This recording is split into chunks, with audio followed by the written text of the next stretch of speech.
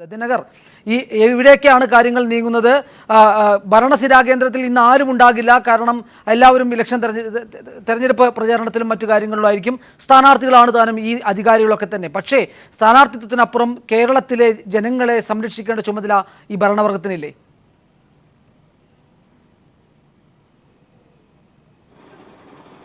രാജീവ്, തീർച്ചയായും അതിദാരുണമായ സംഭവം ദില്ലി കേരളത്തിൽ ആവർത്തിക്കപ്പെട്ടിരിക്കുന്നു.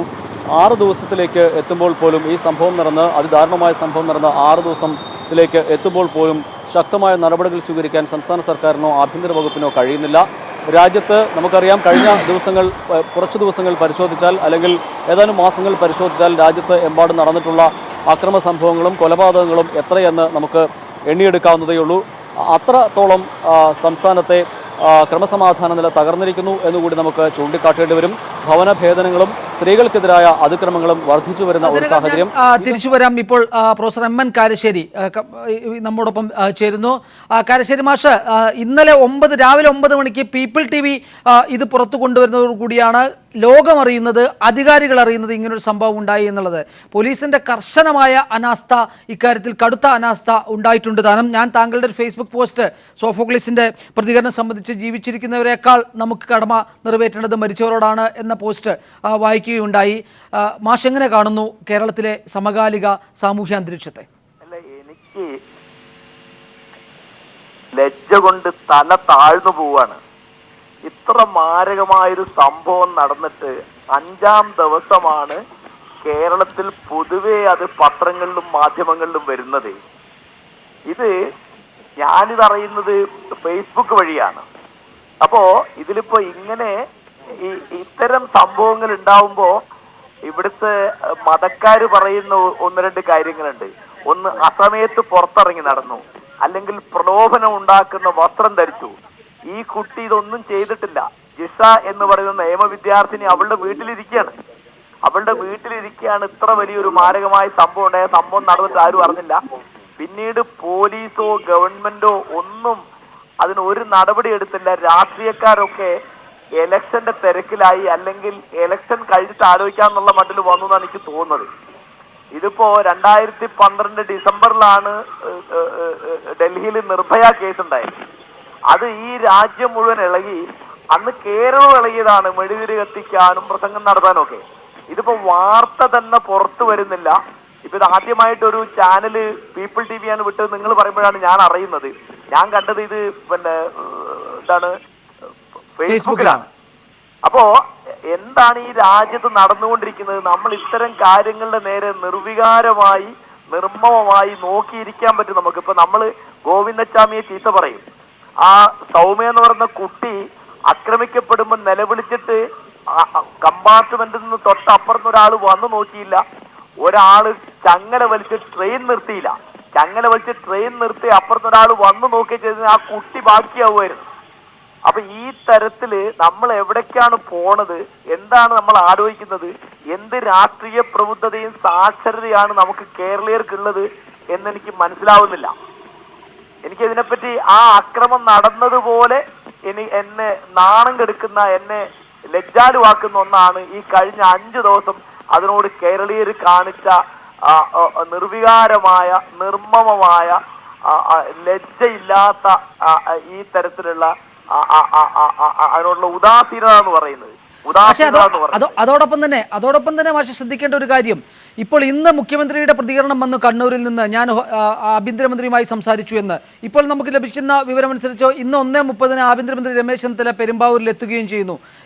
ഏപ്രിൽ 28-ന് 2-നും 7-നും ഇടയ്ക്കാണ് ജിഷ കൊല്ലപ്പെട്ടതെന്ന് പോസ്റ്റ്മോർട്ടം ചെയ്ത ഡോക്ടർമാരിൽ നിന്ന് നമുക്ക് ലഭിക്കുന്ന വിവരം. 6-ാം ദിവസമാണ് ഭരണാധികാരികൾ ഇക്കാര്യത്തിൽ ഒരു പരസ്യ പ്രസ്താവനയുമായി രംഗത്തെത്തുന്നത്, അല്ലെങ്കിൽ അത്തരത്തിൽ ഒരു ഇടപെടലിൻ്റെ സാധ്യതയെക്കുറിച്ച് പറയുന്നത് എന്നുള്ളത് നമ്മുടെ സമൂഹം എത്രത്തോളം സുരക്ഷിതമാണ് ഇവരുടെ കൈകളിൽ എന്നുള്ളതിനെ കുറിച്ചുള്ള വലിയ ഗൗരവമേറിയ ചോദ്യങ്ങൾ ഉയർത്തുന്നില്ലേ? വളരെ ഗൗരവ പ്രശ്നമാണ്. കാരണം 6-ാം ദിവസമേ ആഭ്യന്തരമന്ത്രി വിവരം അറിയുന്നുള്ളൂ എന്ന് പറഞ്ഞാൽ ഇത്രയധികം ആശയവിനിമയ സൗകര്യങ്ങൾ എല്ലാ തരത്തിലും. ഇപ്പോൾ ഒരു മൊബൈൽ ഫോൺ കിട്ടാൻ 1 മിനിറ്റ് വേണ്ട. SMS അയക്കാനോ, ഫേസ്ബുക്കിൽ പോസ്റ്റ് ഇടാനോ, റേഡിയോയിൽ വാർത്ത വരാനോ, TV-യിൽ വാർത്ത വരാനോ. എന്നിട്ട് ഒരു കുട്ടിയെ ഇങ്ങനെ വീടിനകത്ത് വെച്ചിട്ട് ഒരു നിയമ വിദ്യാർത്ഥിനി. ഇതിൽ എന്താ വെച്ചാൽ സ്ത്രീകളോട് നമുക്ക് അത്ര നിന്ദയാണ്. പിന്നെ ദളിതുകൾക്ക് ഇവിടെ ഒരു രക്ഷയില്ല. ഈ കുട്ടിക്ക് 2 പ്രശ്നം പറ്റി. ഒന്ന്, അവള് സ്ത്രീയാണ്. 2, അവള് ദളിതാണ്. പിന്നെ സ്വാഭാവികമായിട്ടും ദരിദ്രയായിരിക്കും. ഒരു പണക്കാരന്റെ മകൾക്ക് അത് വന്നെങ്കിൽ ഇങ്ങനെയൊന്നല്ല കാര്യം. അപ്പൊ ദാരിദ്ര്യം നമ്മുടെ ഒരു കുറ്റമാണ്. ദളിതായിരിക്കുക എന്നുള്ള ഒരു കുറ്റമാണ്. സ്ത്രീ ആയിരിക്കുക എന്നുള്ളത് കുറ്റമാണ്. അപ്പൊ എന്തും ചെയ്യാം. ഇവിടെ നിയമവ്യവസ്ഥ എന്നൊരു സാധനമില്ല, ജനാധിപത്യം എന്നൊരു സാധനമില്ല, നീതി എന്നൊരു സാധനമില്ല. ഇപ്പൊ ഈ 6 ദിവസം കഴിയുമ്പോൾ കുറ്റവാളികൾ രക്ഷപ്പെടേണ്ടതൊക്കെ രക്ഷപ്പെട്ടിട്ടുണ്ടാവുമല്ലോ. അവർക്ക് രക്ഷപ്പെടാനുള്ള സൗകര്യമാണ് ഈ മൗനത്തിന്റെ പുകമറ കൊണ്ട് പോലീസും ഗവൺമെന്റും ചെയ്തതെന്നാണ് ഞാൻ വിചാരിക്കുന്നത്. മാഷടക്കമുള്ളവർ കമന്റ് ചെയ്ത ഹാഷ്ടാഗ് ക്യാമ്പയിൻ, അതായത് ജസ്റ്റിസ് ഫോർ ജിഷ എന്ന ക്യാമ്പയിൻ തുടങ്ങി വെക്കുന്നത് പീപ്പിൾ ടി വി ആണ്. പക്ഷേ ആയിരങ്ങളാണ് അതിന് പിന്തുണയുമായി രംഗത്തെത്തിയിട്ടുള്ളത്. ഞാൻ നോക്കുമ്പോൾ രാജ്യത്തിൻ്റെ വിവിധ ഭാഗങ്ങളിൽ നിന്ന് ഇത്തരത്തിൽ പ്രതികരണം വരുന്നു. എന്നാൽ നമ്മെ അമ്പരിപ്പിക്കുന്ന ഒരു വലിയ പ്രശ്നം എന്ന് പറയുന്നത് കേരളത്തിന് തെരുവിലിറങ്ങാൻ മടിയായിരിക്കുന്നു എന്നുള്ളതാണ്. ഇപ്പോഴാണ് അതിൻ്റെ സാധ്യതകൾ അല്ലെങ്കിൽ അത്തരത്തിലുള്ള ഒരു സൂചനകളെങ്കിലും നമുക്ക് ലഭ്യമാകുന്നത്. Karassery master. Hello Karassery master, people T V തുടങ്ങി വെച്ച ഹാഷ്ടാഗ് ക്യാമ്പയിന്റെ ഭാഗമാണ് അമായാണ് താങ്കളും ഈ വാർത്ത ശ്രദ്ധയിൽപ്പെട്ടത് എന്നാണ് ഞാൻ ഫേസ്ബുക്കിലാണ് കണ്ടത്. ഞാൻ ഫേസ്ബുക്കിൽ അപ്പൊ തന്നെ ഞാനത് ഷെയർ ചെയ്തു. പിന്നീട് ഞാൻ 2-3 പോസ്റ്റ് പെട്ടു. അതിനൊക്കെ വലിയ പ്രതികരണം ഉണ്ടെന്നാണ് ഞാൻ മനസ്സിലാക്കുന്നത്. തീർച്ചയായും. പക്ഷേ മാഷെ, ഈ ഫേസ്ബുക്കിന്റെ പുറത്തേക്ക് തെരുവിലേക്ക് വലിയൊരു പ്രതിഷേധം രൂപപ്പെടേണ്ട ഒരു ആവശ്യം ഇന്ന് നിലനിൽക്കുന്നുണ്ടെങ്കിൽ പോലും അത് അങ്ങനെ അത്ര കണ്ട് വരുന്നില്ല.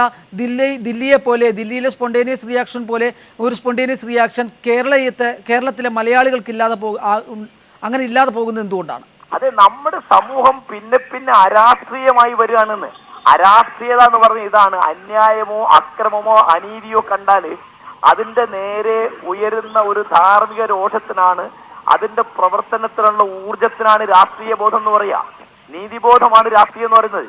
നമ്മൾ അരാഷ്ട്രീയവൽക്കരിക്കപ്പെട്ടുകൊണ്ടിരിക്കുകയാണ്. നമ്മുടെ സമ്പത്ത്, നമ്മുടെ സാക്ഷരത എല്ലാം നമ്മളെ കൂടുതൽ അരാഷ്ട്രീയവൽക്കരിക്കുകയാണ്. 25 കൊല്ലം മുമ്പാണ് ഇങ്ങനെ സംഭവം നടന്നെങ്കിൽ ഇങ്ങനെ ആവില്ല കേരളത്തിലെ പ്രതികരണം എന്നതിന് നമുക്ക് എത്രയെങ്കിലും തെളിവുകളുണ്ട്. ഇത് രാഷ്ട്രീയവൽക്കരിക്കാനോ ഇലക്ഷൻ ഉപയോഗിക്കാനോ സൗകര്യമില്ലാന്ന് തോന്നിയിട്ടാണ് ഇവിടുത്തെ രാഷ്ട്രീയ പാർട്ടികളും മാധ്യമങ്ങളും അതിന്റെ നേരെ മൗനം പാലിക്കുന്നത്, ഉദാസീനത കാണിക്കുന്നത്. അത് തീർച്ചയായിട്ടും ഇവിടുത്തെ എല്ലാ അളവിലുള്ള ജീർണതയുടെ ഒരു ഉദാഹരണമായിട്ടാണ് ഞാനിത് കാണുന്നത്. കാരശ്ശേരി മാസ്റ്റർ, ഇന്നലെ നമ്മൾ ഈ വാർത്തയ്ക്ക് പിന്നാലെ കാസർഗോഡ് നിന്നുള്ള ദളിത് ബലാത്സംഗത്തെ കുറിച്ചുള്ള ഒരു വാർത്ത കൂടി കൊടുക്കുകയുണ്ടായി. ഒരു ചെറിയ കുട്ടി, 15 വയസ്സുള്ള കുട്ടി. അപ്പോൾ സംസ്ഥാനത്തുടനീളം ഇത്തരത്തിലുള്ള കാര്യങ്ങൾ ആവർത്തിക്കുന്നു. ജിഷയ്ക്ക് മരിക്കേണ്ടി വന്നു, അല്ലെങ്കിൽ രക്തസാക്ഷിയാകേണ്ടി വന്നു. മറ്റൊരു കുട്ടി അത്തരത്തിൽ കാസർഗോഡ് ഗർഭിണിയായി കഴിയുന്നു. ഇങ്ങനെയുള്ള സംഭവങ്ങൾ കേരളത്തിലെ പൊതു രാഷ്ട്രീയ സമൂഹം അല്ലെങ്കിൽ പൊതുസമൂഹം അത്ര സീരിയസ് ആയിട്ട് ഗൗരവമായിട്ട് വീക്ഷിക്കുന്നുണ്ടോ എന്നൊരു ചോദ്യം ഉയരുന്നതോടൊപ്പം തന്നെ രാഷ്ട്രീയ കോണുകളിൽ നിന്ന് വിവിധ തരത്തിലുള്ള പ്രതികരണങ്ങൾ വന്നിരുന്നുണ്ട്. ഇന്നലെ CPM സംസ്ഥാന സെക്രട്ടറി കോടിയേരി ബാലകൃഷ്ണൻ രംഗത്ത് വന്നിരുന്നു. ആഭ്യന്തരമന്ത്രി രമേശ് ചെന്നിത്തല ഇന്നലെ ഒരു പ്രസ്താവന ഇറക്കിയിരുന്നു. എങ്കിൽ പോലും മുഖ്യമന്ത്രി അടക്കമുള്ളവർ പെരുമ്പാവൂർ സന്ദർശിക്കുന്നില്ല എന്നുള്ളത് ഒരു വലിയ വീഴ്ചയായി തന്നെ കാണണ്ടേ? ഇലക്ഷൻ ആണ് ആദ്യം എന്ന ചിന്തയിൽ നിന്ന് മാറേണ്ടേ ഇവിടുത്തെ ഭരണാധികാരികൾ? ചെയ്യേണ്ടത് കഴിയുന്ന വേഗം പെരുമ്പാവൂർ സന്ദർശിക്കുകയാണ്. എന്നിട്ട് ആ പ്രതികളെ രക്ഷപ്പെടാൻ പോലീസ് സഹായിച്ചു എന്നാണ് എന്റെ സംശയം. അത് ഒരു പത്രം വായിക്കുന്നവന്റെ, മാധ്യമം ശ്രദ്ധിക്കുന്ന ഒരാളുടെ സംശയം മാത്രം. എനിക്കൊരു തെളിവില്ല. കാരണം 6 ദിവസം കഴിഞ്ഞിട്ടാണ് ആഭ്യന്തരമന്ത്രി സംസാരിക്കുന്നത്. ചില്ലറ കുറ്റമല്ല, ചില്ലറ കുറവല്ല, ചില്ലറ പോരായ്മയല്ല അത്.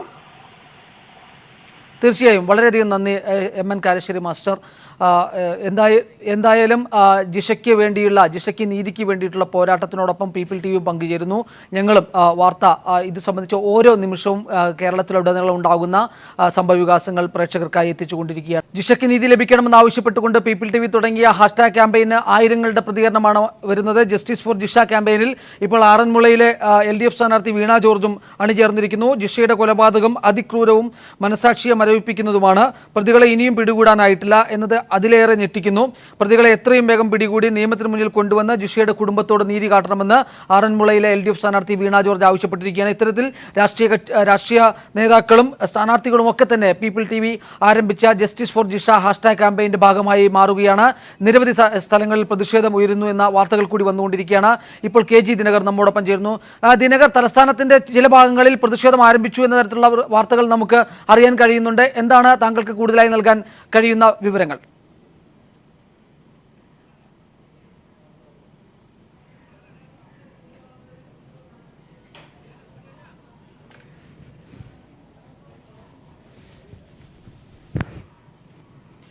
ശബ്ദം എന്തോ പ്രതിസന്ധി വന്നിരിക്കുന്നു.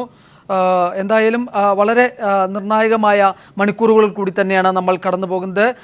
ജസ്റ്റിസ് ഫോർ ജിഷ ക്യാമ്പയിനുമായി പീപ്പിൾ TV രംഗത്തുണ്ട്. കാരണം ജിഷയ്ക്ക് നീതി ലഭിക്കേണ്ടത് നമ്മുടെ ആവശ്യമാണ്, സമൂഹത്തിൻ്റെ ആവശ്യമാണ്. കേരളത്തിലെ ലക്ഷക്കണക്കിന് വരുന്ന സ്ത്രീകൾക്ക് പിന്തുണ പ്രഖ്യാപിക്കേണ്ടത് സമൂഹത്തിൻ്റെ ആവശ്യമാണ്. ദിനകർ നമ്മോടൊപ്പം ഒരിക്കൽ കൂടി ചേരുന്നു. ദിനകർ, പലയിടങ്ങളിലായി പ്രതിഷേധം രൂപപ്പെട്ടു തുടങ്ങിയിരിക്കുന്നു. കേരളം തെരുവിലേക്ക് എന്ന വാചകം അക്ഷരാർത്ഥത്തിൽ അന്വർത്ഥമായിക്കൊണ്ടിരിക്കുന്നു എന്നാണ് നമുക്ക് ലഭിക്കുന്ന സൂചനകൾ. എന്താണ് അവിടെ നിന്ന് തരാൻ കഴിയുന്ന വിവരങ്ങൾ?